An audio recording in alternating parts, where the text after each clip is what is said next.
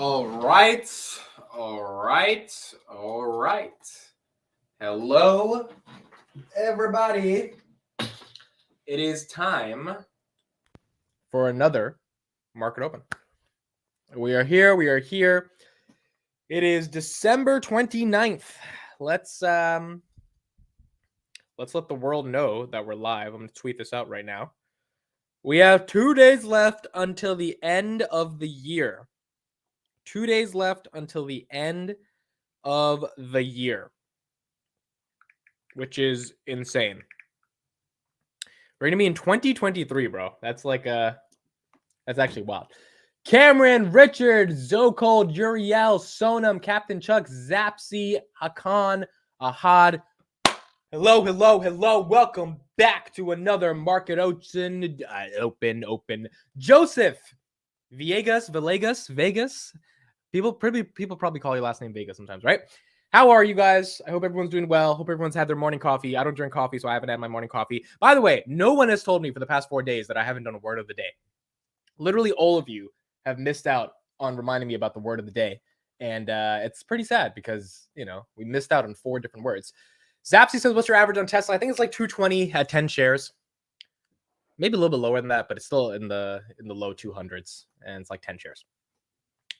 5-star Breezy, let's go. Philip, let's go. What's good, Mr. Legit? What's good? The channel says, hey, Amit, when we're going to see your baby face? So can someone tell me what time you guys want me to do this? December 31st, New Year's Eve. We're doing the stream where I shave the beard. But the question is what time?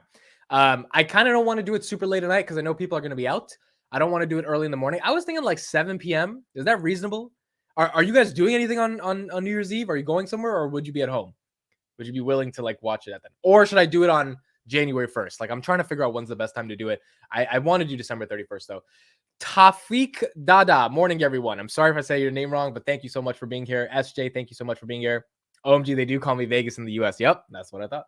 I don't drink coffee either. Matcha's the move. I heard matcha is a new thing that a lot of people like. Richard, what's up? Let me open up Webull. So Tesla is up 6% pre-market. Tesla's doing very, very well. And, it's recovering from the, utter and complete collapse that we saw a couple of days ago. And we're going to see where it goes. It seems like 108 was the bottom. 108.24 was the bottom. Now Tesla at 112, $355 billion in market cap. The entire market today is relatively green pre-market. Apple is green, S&P is green, Meta is green. Now, not green by a lot, but green by enough to make you feel that things are getting a little bit better and it's not completely red. We will see when the market opens how badly things happen. But futures were up last night. The market is up right now. I think, the reason for this is it's one of those days where it's a Thursday. It's going to be Friday, ending out the year. I mean, if this is our Santa Claus rally, then not being down to end out the last 2 days of the year, that's not the worst, that's not the worst Santa Claus rally because it could be worse. But we don't have any idea what's in store for us 2023 and what could potentially happen. I can't roll my highs any harder at Tesla. Yeah, I feel you. It's a little tough. I'm getting a phone call real quick. I have no idea who this phone number is. I'm just not going to answer it. I have no idea who this number is. I'm not going to answer that. 7 p.m. is a good call. Yes, 7. Okay. I think December 31st, 7 p.m. I'm not going anywhere for New Year's Eve. I'm stuck at home. So I will be shaving my beard. That's what I'm going to be doing. That's what we're doing. Boss makes $1. I make a dime. So I watch him stream on my company. Yo, Geist, that is epic. For those that don't know, Geist is a rapper as well. He makes some music. And he's posted it on Audia, my startup. I've checked out his music. So boss makes $1. Bro, when I worked at my last job, I did the work because it was simple, but I worked a lot on my own time. But because the work was it was simple, right? I would get the job done and then I'm like, all right, what do I do for the next couple hours? Got to do my own stuff. Prior to 2022, might need a shakeup. Things got to be different. If you had to choose socks for this tiny green rally for Christmas, I'll choose the rally every time. Socks are pretty legit, bro, though. Socks are not bad. Tesla average is in the chat. Mine is 184.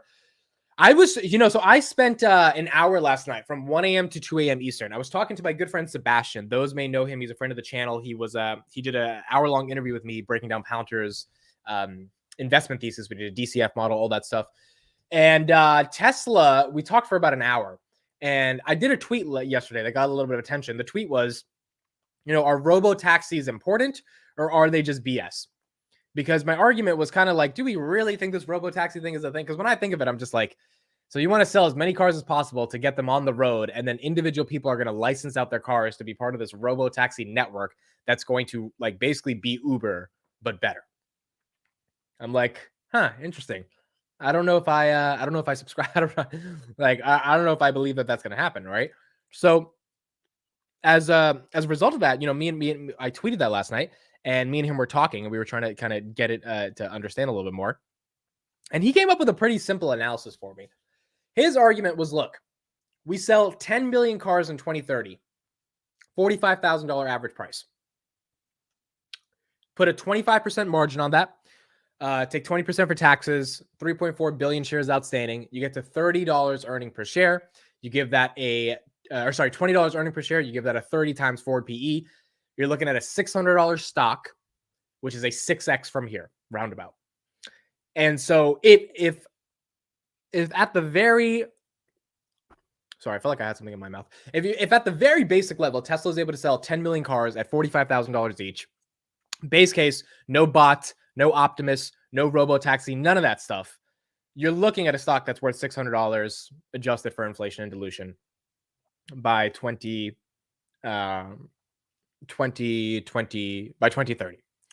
And when you hear it like that, it's like, so all they have to do is sell 10 million cars, which is like all they have to do. That's, it's still a hefty burden. But if they do that, it's a $1.5 trillion company, which again, I think is I don't think investors are happy 2030 if the stock price is $600. I mean, people want this thing to be $4 or $5 trillion. They want Tesla energy to explode, the bot, the Optimus. There's so many different things that could explode for Tesla. But if you take a true base case scenario, and the real bear case is 5 million cars, $50,000 each, same numbers that I just talked about, and you end up with a $340 stock price, which is a 2x from here, which, over 8 years, a 2x is not bad. It's just a question of, okay, are you investing in Tesla to make 2x your money in 8 years, right? Like, is Tesla the 2x? Or can we actually see if there's a 4, 5, 6x? And again, the base case of 10 million cars gives you those that 6x. Tesla bottom, Star Wars, it's a trap GIF. Will the Tesla at 108 be the same as Meta at 88? Yeah, that's an interesting point, Sasky. Meta at 88 absolutely exploded up 30% from there, and basically was the bottom. That's actually a tweet. Will Tesla at 108 be Meta at 88? Tesla now $120, up 6%. Up 6% is pretty big for Tesla.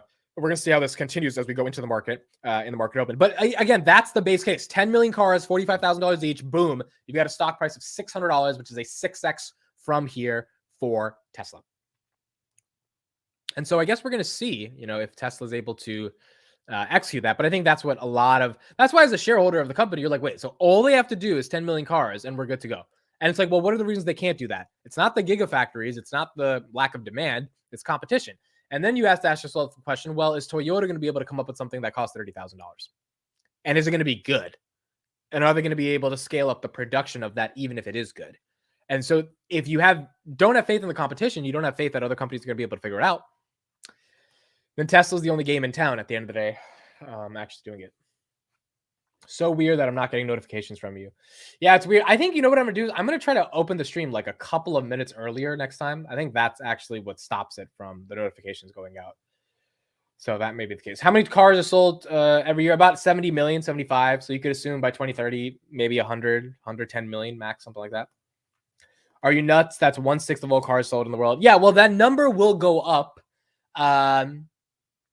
But, I think Toyota sold 12 million cars last year. Something like that.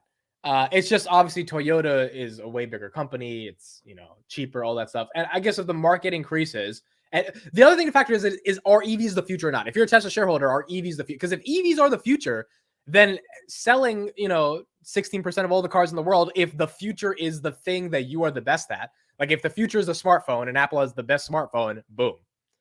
So I think that's another piece of analysis that's more qualitative. to factor in when coming to this analysis. Okay, 9:30, December 29th, 2022. We have 3 days left, or 2 days left until the new year. One last time of doing this tomorrow. The stock market is now open.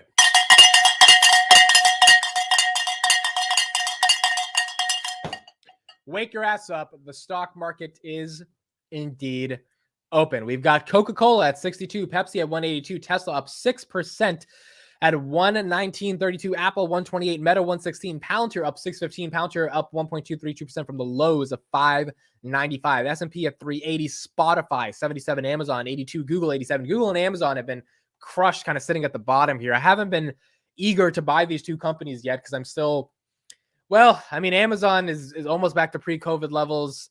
Google is interesting, but you start thinking of some existential problems around search. And I mean, obviously, I don't think ChatGPT is replacing it or anything, but you still think of Google like, it's like, do I really want to buy Google? I mean, they have to get to a $2 trillion market cap. They're at 87. They have to more than double to get there. It's a more complicated question than it was at 115.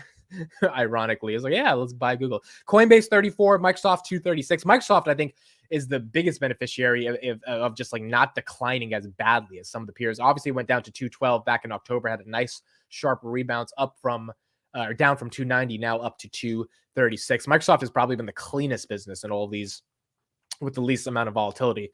But we'll see if that story ends up turning out. Shopify at 33, Taiwan Semiconductor 74, Enphase and Netflix. Enphase at 270 still. Enphase, I think, is overvalued at this. It's not a buy. It's a hard buy at 270. I don't know who's still buying the stock. And then Netflix at 282. I have no idea. I was talking to the investment banker last night, and he was just like, we were talking about Netflix, and he was just, for those who don't know, I stayed up with him till like 1 a.m. We were talking about a bunch of stuff, and he was just like, Netflix is a studio. That's it.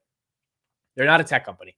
And so if they're a studio and not a tech company, the question ultimately becomes, is a studio, same thing with Spotify. They're a podcast studio. That's why I think my startup, Audia, can actually fucking beat these guys one day. Because if you become a user-generated content platform, you have all of the leverage. If you become a studio, Joe Rogan, you're Joe Rogan's bitch, right? You're the bitch of the podcast and the content you buy. And if they want a higher deal, you have to tell shareholders, well, if we don't pay him, he's going to leave, and then we lose our users. It's like, well, maybe you should get your users without having to pay for these creators, because users are generating the content and you're creating a discovery mechanism around that. Netflix and Spotify don't do that. So that is sort of the bear case around Netflix. And I just don't know who's buying the stock at 280. I don't know who's buying the stock at 280. Amit, you were talking so fast, you should work for an auction house and take bids for people. That would be interesting. I should do that. Believe it or not, a fairly large percent of people want nothing to do with EVs. Having another fully computerized thing in our lives we rely on is not appealing given the government corporation collusion. That's one perspective. I think another perspective is in the next 10 years, if EVs just, make themselves faster, more efficient, and smarter. I know that's more tech, but if it's a better experience than an ICE vehicle, and the cost comes down, it's like, why would you buy a gas car? Right? Like, I think the majority of people would want to do this. Even if not the majority, even if it's like 50%, 51%, 49%, that's still millions, hundreds of millions of new cars being sold. And so the question is, if we see them, all cars already have computers in them. That's true. It's just those computers suck compared to the computers that Tesla has, right? And so that's what we have here. All right, let me pull up some of the talking heads and see what they are talking about today and keep going from there. So let's pull up this one. Here we go. Investors should be encouraged that the Fed is serious. But actually, no. We'll talk about Apple. And then we'll talk about inflation.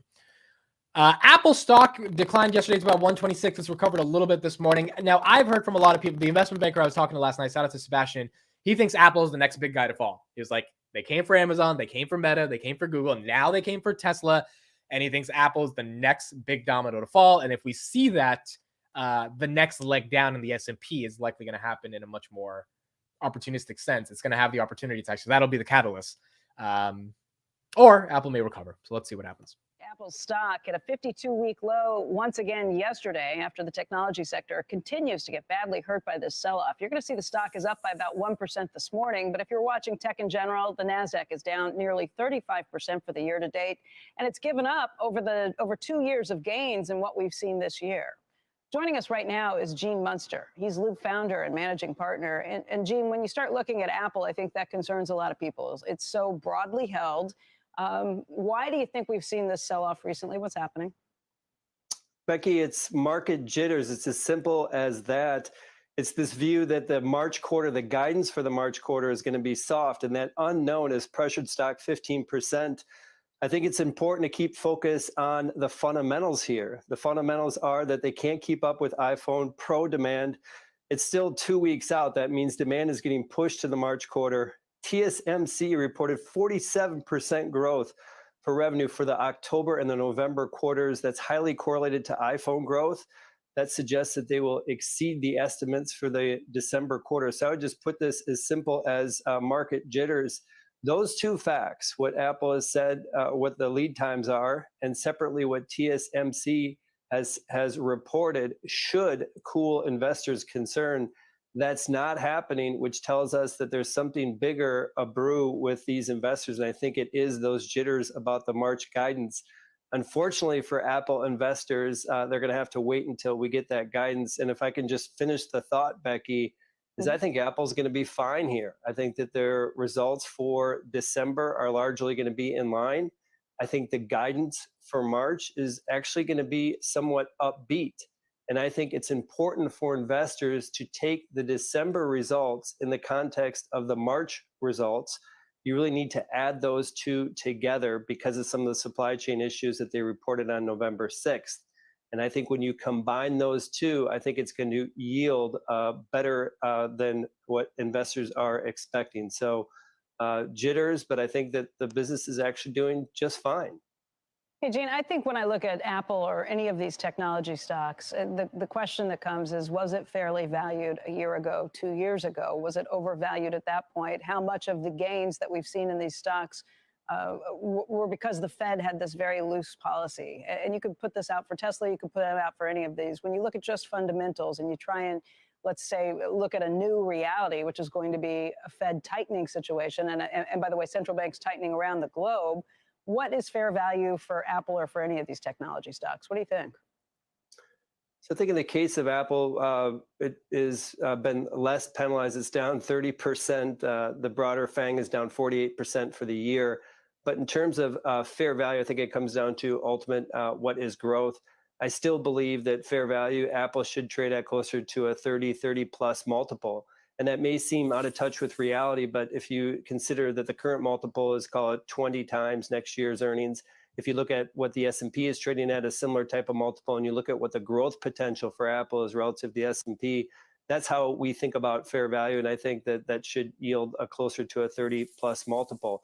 Keep in mind, Coca-Cola increase from where the stock is right now. Absolutely. And I still come back to this comparison. It's a well-traveled comparison, but I think it's appropriate to remind myself is that Coca-Cola trades at a 28 times number. It grows in the low single digits. I still think that Apple is as important as Coca-Cola is. When you think about fair value relative to other tech companies, it's obviously a huge spectrum. And just to briefly touch on Tesla, is at this point it's trading at just under 30 times based on my numbers next year's earnings. That those may not be the right earnings numbers given what we are anticipating as a really tough year for overall automotive in 2023. So, what is fair value there? A little bit more hard to discern. But I think when it comes to Apple, I just think come back. We can't live without these products. That is a staple. Therefore, it should get a staples like multiple plus given the growth rate. And keep in mind too, I'm going to stay on this drumbeat here. Is it's not just about iPhones and Macs. I think that Apple's going to get into other product categories longer. Yeah, but that's the question, Gene. Everyone says Apple's going to get into other product categories, and then you're like, what product categories?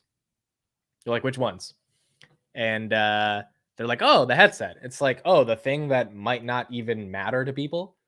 Like, oh, a car. It's like, really? They're going to make a better car than Tesla? Or you really think that? Even if they get into cars, even if they build a car that's like first of all, an Apple car is nowhere near going to be 30,000. People talk about Tesla can't make a $30,000 car. You think an Apple car is going to be 30,000? They're going to only sell it to the people that have money, right? Like I don't know what S curve people are talking about when it comes to Apple. And I would never bet against Apple because obviously Apple is one of those companies that are, like as Gene said, we need their products, right? We're not, so they can make iPhone 22 and we're going to buy it, and I get it. But single digit revenue growth, giving a 30 times multiple, slapping a 30 times multiple on something like that, Apple, either it's still a growth stock or it should start issuing a higher dividend and become more of a value play, a staple blue chip stock. But if you believe in growth, then what is the growth? Because it's not services. Do not tell me it's advertising. Do not tell me it's, the Apple, the health, fitness. Like, don't tell me it's banking by them giving you a 4%. Like, no, they're not. Apple either needs to be aggressive and buy Netflix, which people have said should have happened for a long time, and get into the content game. They need to make a bid for Tesla, which I don't think is going to happen, and really become and I don't think governments would ever allow it, but really have something under their belt. Or they need to find a product category to innovate on that is so unique, like the iPad or the iWatch was, and the iWatch wasn't even all that, but it was, still a good product, that it shows investors the confidence that there is an S curve in place. Otherwise, I don't know look at the stock. People have made a lot of money off this stock. Went public in 1984 for 1 cent. It's now at 129, 180 people, if you bought anywhere along over the past 20 years, you've made money on this stock. Even right here at 130, you've made money. So for them to keep going, it's just a question of what are they able to do? I think that's the question. Apple Card be 60K minimum. Yeah, I agree. Apple's the granddad. It's not going anywhere. Amit, whenever you come out with a new product, you don't do it for the poor. You should know this. Yeah, but then your market is also limited. Like if you come out with a $60,000 car, you're not going to come out for the average person, but the people that are going to buy it or the potential market you're selling to is just not that high, especially when it's not going to be better than a Tesla. We know this. So, I don't know. Obviously they're going to make money off of it. The question is there a massive S curve in there? Apple has unlimited money for content production, what they need Netflix for. Well, the problem is their content. So it was funny you said that. I was just on Apple TV yesterday, and their content is not that good. They have one good show. The reason I would say buy Netflix is not because Netflix is better content. Bro, my cousin was here from India for the past couple of days, and I promise you not, we are on the couch at night. We're trying to find, we're digging through the graveyard of Netflix trying to find something, and there's nothing. There is nothing. So Netflix content sucks, but they have 200 million subscribers. So you would be paying for the brand, you'd be paying for the subscribers. This is why I want to buy puts on Netflix. I'm so anti-Netflix, but I don't know if I have an economic reason. I have an emotional reason to do it. And so that's kind of how I feel. All right, let's hear a little bit about inflation. We got a couple more days to do whatever is going to be done, or maybe you hold your fire and wait it out. Bill, what's your plan? Well, our plan is that we expect a second year of difficulty. So we are leaning into the things that we think are going to do well, despite a market that is designed to punish the sins of the prior euphoria episode. So we're leaning into things that worked this year, and we think that will work off and on. That would include oil and gas and other valuable things despite the difficulty. Hank, what's your plan? And let me just ask, everybody seems to think that you got to get away from all the stuff that's fallen. Meaning, is it all still a falling knife at this point? Is there any value in what's fallen? Well, look, when you have leaders like the technology sector that led throughout the entire teens, it is very rare in the next cycle that those same leaders are the leaders going forward. So I would be a little bit wary about jumping into that. We're going to maintain our fully invested equity portfolios, maintain our heavily overweighting in healthcare, which really started to work in 2022, and we think will continue to work in 2023. But I've got 5 reasons why we should be optimistic investors, not traders, because we're going to have more volatility in 23 for sure, both in bonds and equities. But look, investors should be very encouraged that the Fed is taking the inflation mandate very seriously and does not want to repeat the same mistakes of the 70s, the stop go policy. Furthermore, anytime you enter into a bear market, as we did in June and October, forward return expectations go up. Layer on top of that, since 1942, the 12-month returns after midterm elections have been positive. That's a lot of data points to hang your hat on. Also, sentiment is as sour as it's been in decades. That's a good contrary indicator.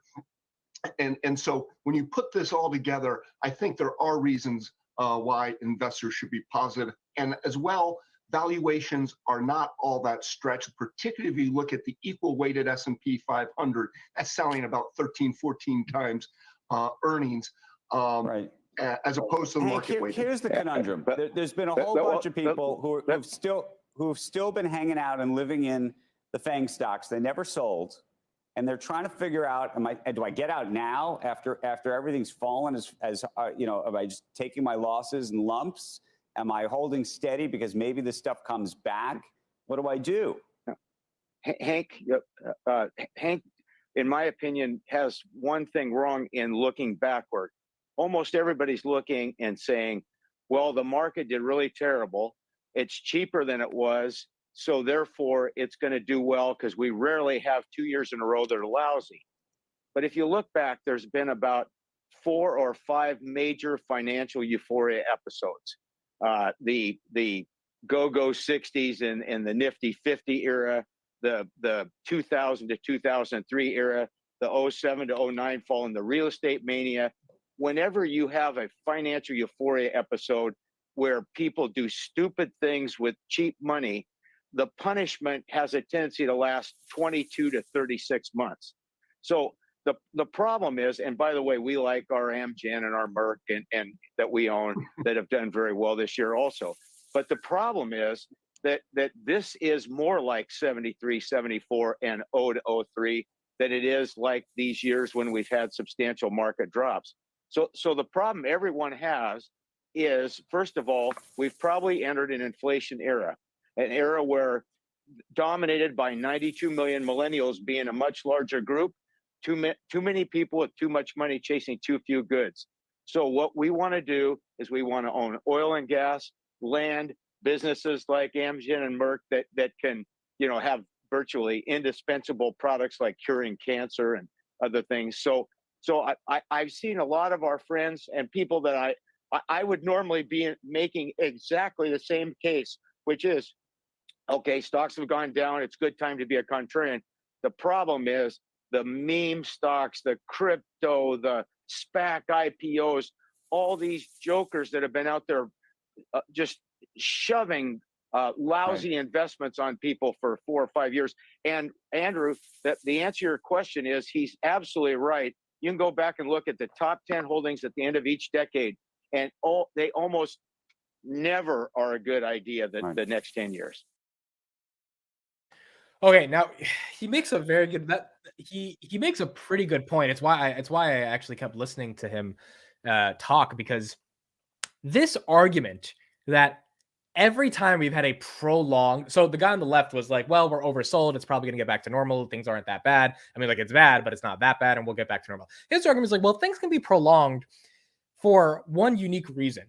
When people have had money and bought things unnecessarily, and I think this manifests itself into NFTs, definitely manifests itself into stupid crypto shitcoins, SPACs, Open Doors, SoFi, all of these SPACs, being at Palantir being at $45, $100 billion market cap when it was barely doing $1 billion in revenue. Like, the euphoria we saw, obviously stimulus checks, that led to people having too much money chasing too few goods, which created that inflationary bubble.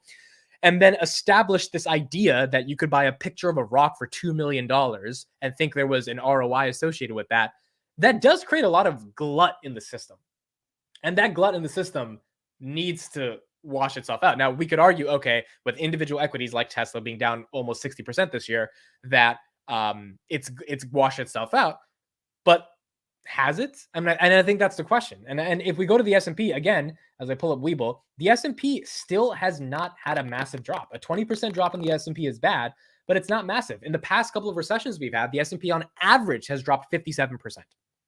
2008, .com, and in the 80s. So if that's the case, and that extra leg down is that extra 30%. Now, the reason is, why would that happen? Why would the S&P drop another 30%? Like, what's the catalyst? And there was actually a good comment. I want to give a shout out to Toby that commented on the Daily Cowbell yesterday's episode. And they said, one of the reasons the financial system has not collapsed as dramatically as it has in 2008, and this might actually be an interesting reason, it's a qualitative, subjective analysis they gave, but it was interesting to me, is that people have not lost faith in the financial system. Like in 2008, when the subprime mortgages happened, like people just lost faith in the financial system. In the Great Depression, we lost faith. In the dot-com bubble, because Pets.com was going public with no revenue, people lost faith. Like, how could a company like this go public? By the way, Tesla up 7% right now, S&P up at 1.3%. So overall faith in the market, people still have jobs. The labor market is still hot. Wages are higher than ever. I mean, yeah, inflation is bad, but like it's coming down. Gas prices are coming down. I don't think, and let me know if you guys agree with this. I don't think people on a macro in at least America have lost faith in our economy, which potentially has led to the less liquidation that we are seeing in the stock market. And I think if corporate earnings fall off a cliff in the next couple of quarters, that may be where the S&P goes from a 20 PE to a 15 PE, which is where it's supposed to be on average.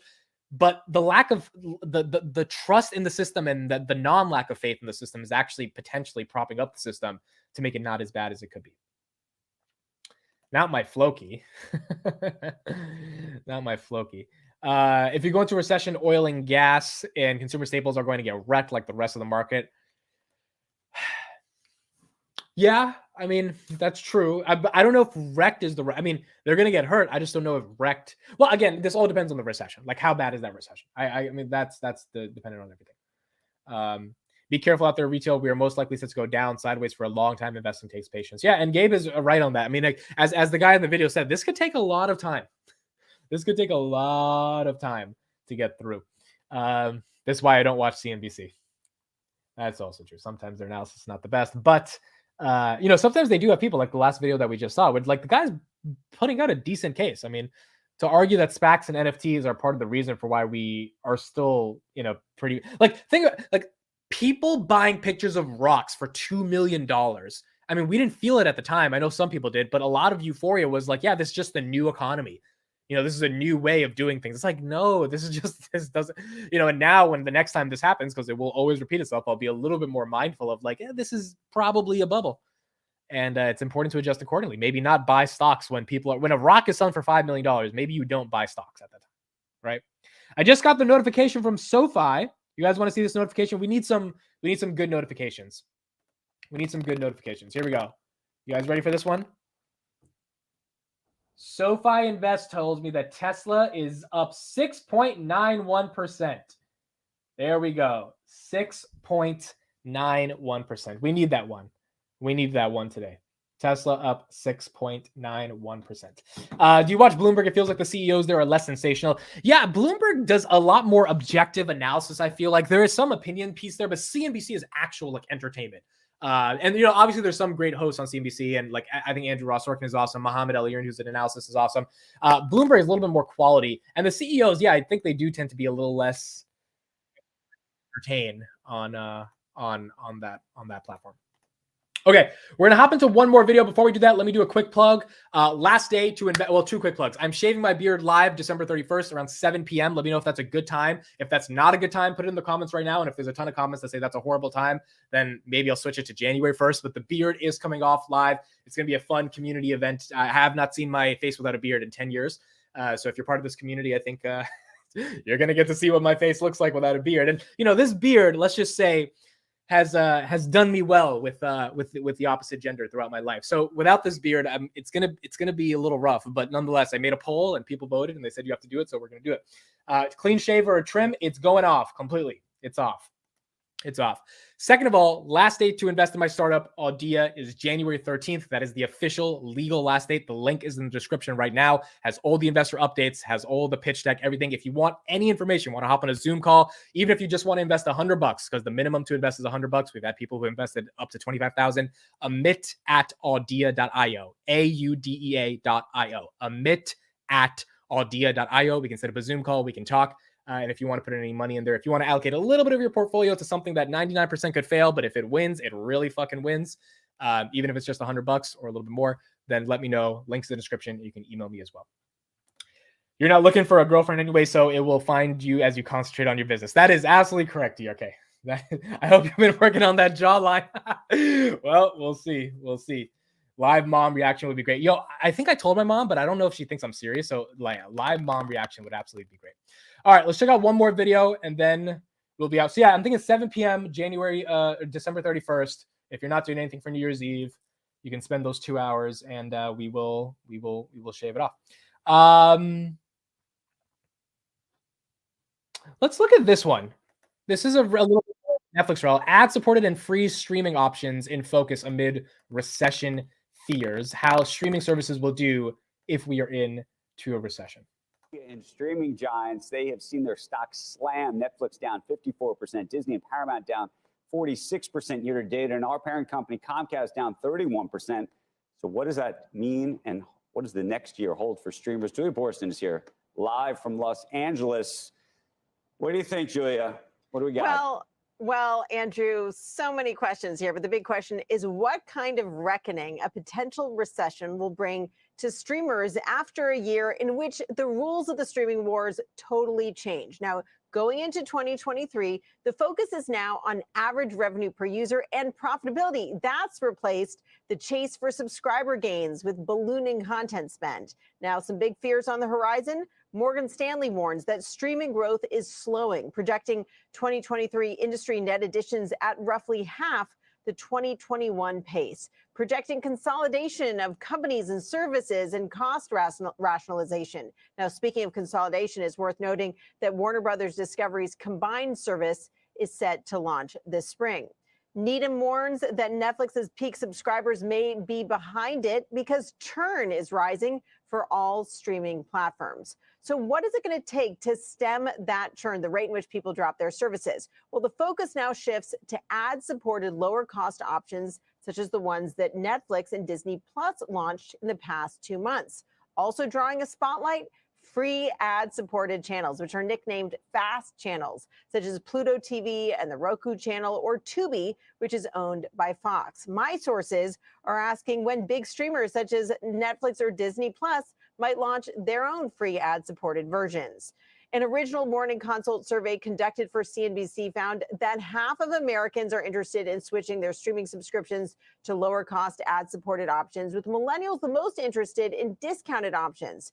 Morning Consult also found that the majority of consumers are expecting to spend the same amount of money on buying or renting movies at home as they spent this year. So we'll have to see how a downturn and how severe it is ends up impacting all of that entertainment spending. Andrew?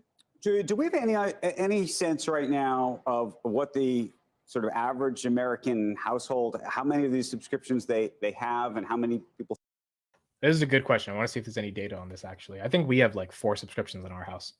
Think they ultimately will have. I was just saying I got a new TV, Julia, so I was literally having to put the password in to all the different subscriptions.